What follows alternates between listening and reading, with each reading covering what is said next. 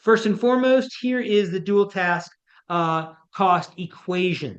It is the measurement of how much a distraction interferes with your ability to perform a task when it was done without distraction.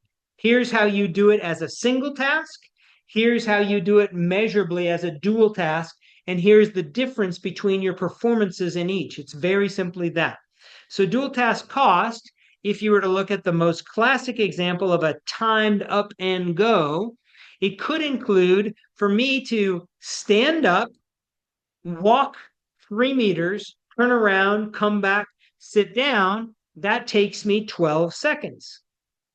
However, if I'm doing that in the cognitive tug example, which means I'm going to do that timed up and go while I'm doing something cognitive, subtraction by threes, then we record the amount of time that it takes you to do that in the cognitive expression. That's the dual task expression. So recall, if I told you it took you 12 seconds for the timed up and go, but in fact, when I say on your mark, get set, 101, that's your go signal.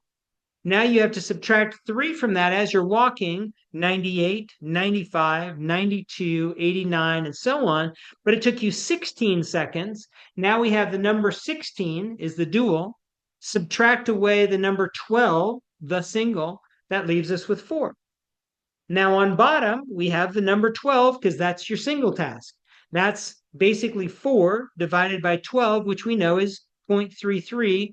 And we could reduce it down to 1 over 3. You multiply that by 100, and that means that we have a 33% dual task cost. So it's the dual performance, subtract away the single, divided by the single.